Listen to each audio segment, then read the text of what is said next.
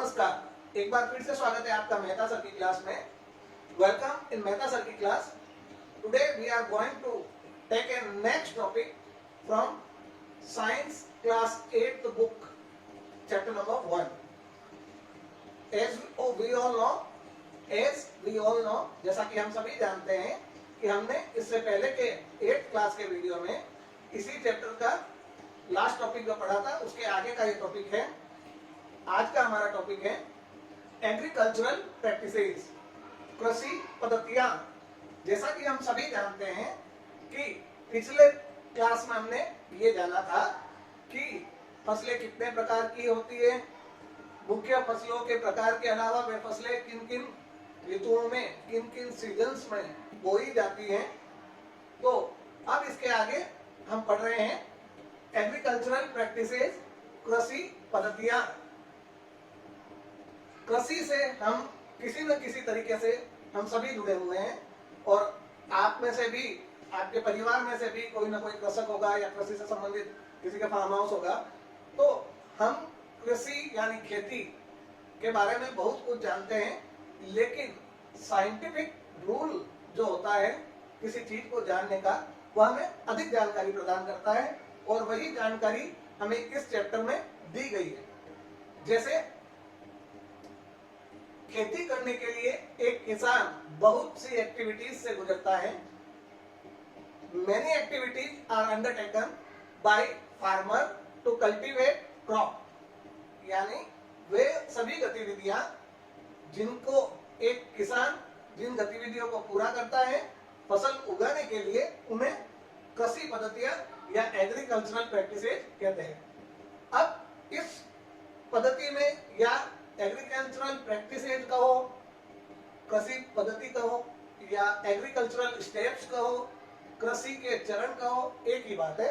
तो आज हम सबसे पहले एग्रीकल्चरल प्रैक्टिस कौन कौन सी है, कौन कौन से स्टेप्स है जो एक किसान खेतों में फसल उगाने के लिए पूरे करता है, उनके बारे में जानकारी हासिल करते हैं। यहाँ पर मैंने फर्स्ट प्रैक्टिस की डिटेल दी है आपके सामने व्हाइट बोर्ड पे, लेकिन पहले हम जो टोटल प्रैक्टिसेस होती है उनके बारे में जानकारी प्राप्त करते हैं।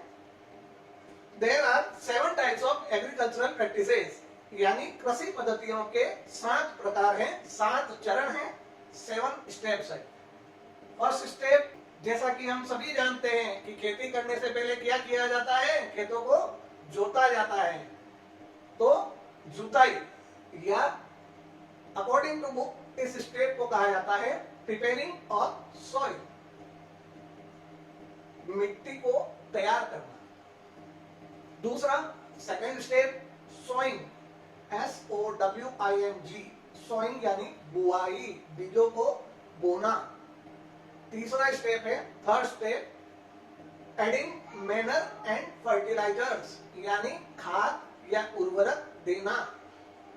फोर्थ स्टेप इरिगेशन या सिंचाई, जब हमने मिट्टी तैयार कर ली, उसमें बीजों को बो दिया, उसमें खाद डाल दी, तो उसके बाद पौधा कब बनेगा, जब हम उसमें पानी देंगे।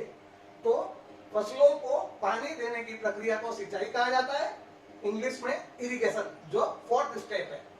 Next step, fifth step protecting from weeds, यानी खरपतवार से सुरक्षा।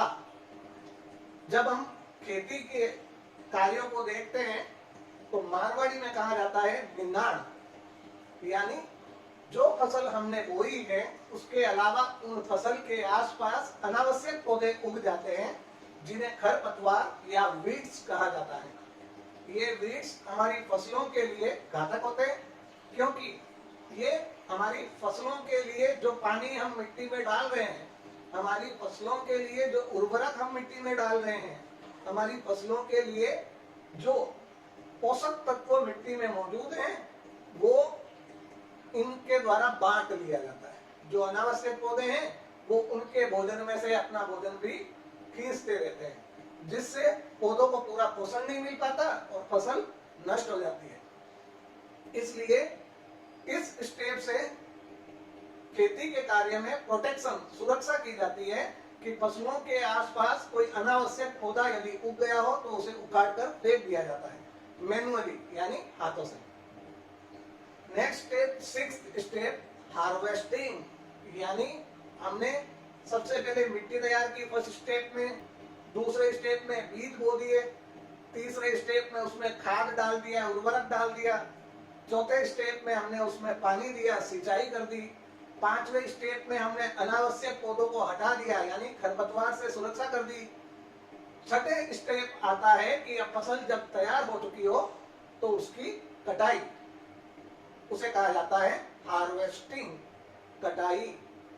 और seventh and last step, storage, फसल काटने के बाद उसे बड़े बड़े गोदामों में या ऐसे भंडार गृहों में रख दिया जाता है कि वह मंडी या बाजार में ले जाकर बेचा जा सके, क्योंकि पूरा का पूरा अनाज एक साथ तो वहां से खेत से डायरेक्ट मार्केट में नहीं जाएगा, पहले उसको हमें स्टोर करना पड़ेगा।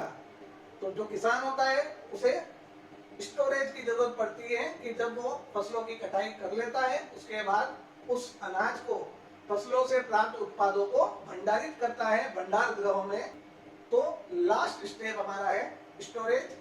अब ये तो थे पॉइंट वाइज, अब बुक में इनकी पूरी डिटेल दी हुई, तो हम फिर से फर्स्ट स्टेप से शुरू करते हैं। पहला स्टेप, प्रिपरेशन ऑफ सॉइल, मिट्टी तैयार करना।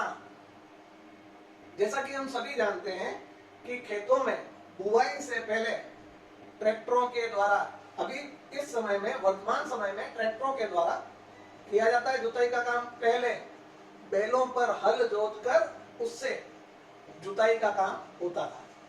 अब हम ये जानेंगे प्रिपरेशन ऑफ सॉइल, यानी मिट्टी को तैयार करना क्या, क्यों जरूरी है, इससे क्या होता है, इसके बारे में पूरी डिटेल प्राप्त करेंगे। उसके लिए मैंने फर्स्ट पॉइंट बनाया है, it is first step for cultivation, turning and loosening of soil done in this process. यह कृषि का या फसल उगाने का पहला चरण है जिसमें मिट्टी को पलटा जाता है और उसे लूज यानी पोला किया जाता है। फिर से हिंदी में पढ़ लेते हैं। मिट्टी तैयार करना पहला पॉइंट, फसल उगाने के लिए यह प्रथम चरण है। इस चरण में मिट्टी को पलटना तथा इसे पोला बनाना महत्वपूर्ण है। अब ये क्या होता है, मिट्टी को पोला किस तरीके से बनाया जाता है, तो उसके लिए मैंने आपको बताया था कि वर्तमान में, अभी के समय में ट्रैक्टरों के द्वारा ये काम किया जाता है और पहले के समय में हल के द्वारा, बैलों पर हल जोतकर ये कार्य किया जाता था। मिट्टी तैयार करना, इस पॉइंट को प्लोइंग, PLOUGHING, प्लोइंग भी कहा जाता है, यानी जुताई। नेक्स्ट, अब अगली जिज्ञासा हमारी है कि मिट्टी को पलटने और मिट्टी को पोला करने की जो प्रक्रिया है उसे कहते क्या है। तो उसके लिए मैंने एक बिंदु बनाया है, the process of turning and loosening of the soil is called tilling और प्लोइंग, यानी मिट्टी को उलटने पलटने एवं पोला करने की प्रक्रिया जुताई कहलाती है। अब यदि हमसे यह प्रश्न पूछा जाता है कि what do you mean by tilling और what do you mean by ploughing, यानी जुताई किसे कहते हैं, यदि यह प्रश्न पूछा जाता है तो उसका अर्थ है, यह प्रश्न पहले की 8th बोर्ड क्लास की एग्जाम्स में आ चुका है। What do you mean by tilling या what is the tilling, same प्रश्न है, आंसर इनका एक ही है, यानी टिलिंग या प्लोइंग की परिभाषा दे दी। तो प्लोइंग की परिभाषा क्या है, एक बार फिर से रिपीट करते हैं। The process of turning and loosening of the soil is called tilling और प्लोइंग, यानी मिट्टी को उलटने पलटने या मिट्टी को उलटने पलटने या उसे पोला करने की प्रक्रिया को जुताई कहते हैं। अब हमने ये तो जान लिया कि मिट्टी की जुताई की जाती है। जुताई का मतलब होता है मिट्टी को खोदना, टू डिग फील्ड, फील्ड को खोदा जाता है। लेकिन क्या उसमें गड्ढा बनाया जाता है? नहीं, कुछ सेंटीमीटर अंदर तक उस मिट्टी को इस तरीके से उल्टा पलटा जाता है कि वो जो मिट्टी है वो एकदम लूज हो जाए, उसके कण जो है वो एकदम चिपके हुए नहीं रहे, उसके जो पार्टिकल्स है वो एकदम बंधे हुए नहीं रहे, उनके बीच में जगह हो जाए। ऐसा क्यों किया जाता है? इसका रीजन भी है। This allows roots to penetrate deep into soil, यानी टिलिंग या प्लोइंग के बाद ही पौधों को यह योग्यता प्राप्त होती है कि वे अपनी जड़ों को अंदर तक पहुंचा सके। यदि मिट्टी पोली नहीं होगी, यदि मिट्टी कठोर होगी, तो उनकी जड़ें नीचे गहराई तक नहीं पहुंच पाएगी, पकड़ नहीं कर पाएगी। लेकिन यह एकमात्र इसका रीजन नहीं है, इसके बहुत सारे फायदे हैं। टिलिंग प्लोइंग के बहुत सारे फायदे हैं। अगला फायदा, the loosen soil allows roots to breathe easily, यानी जो पोली मिट्टी होती है वह पेड़ पौधों की जड़ों को श्वसन क्रिया करने में या ब्रीथ करने में सहायता देती है, आसानी से ब्रीदिंग होती है। हमें ये पता है कि पेड़ पौधे, हमने पिछली कक्षाओं में पढ़ा है कि पेड़ पौधे मिट्टी से क्या क्या प्राप्त करते हैं? जल, पोषक तत्व यानी न्यूट्रिएंट्स, वाटर न्यूट्रिएंट्स, और उसके अलावा एक और चीज, ह्यूमस। अब ये ह्यूमस कहां से मिलती है? ह्यूमस के साथ साथ एक और चीज, गैसें। तो नाइट्रोजन गैस जो मिट्टी के अंदर गैस कैसे पहुंचेगी, उसी के लिए तो मिट्टी को पोला बनाया जा रहा है। मिट्टी को पोला बनाने के कारण मिट्टी के कणों के बीच में से गैस अंदर की ओर जाकर उनको ब्रीथ करती है, वो ब्रीदिंग आसानी से कर पाते हैं। यदि मिट्टी कड़क होगी, बंधी हुई होगी, जुड़ी हुई होगी, टाइट होगी, तो वो ब्रीदिंग नहीं कर पाएंगे। जैसे हम ही है, हमें ठूस ठूस कर कपड़ा हमारे ऊपर रख दिया जाए तो क्या हम श्वास ले पाएंगे? नहीं ले पाएंगे। यदि हमारे ऊपर ऐसे ही कपड़ा रख दिया जाए, इसको ठूसा न जाए या दबाया न जाए, तो हम श्वास नहीं ले पाएंगे क्या? आराम से ले पाएंगे।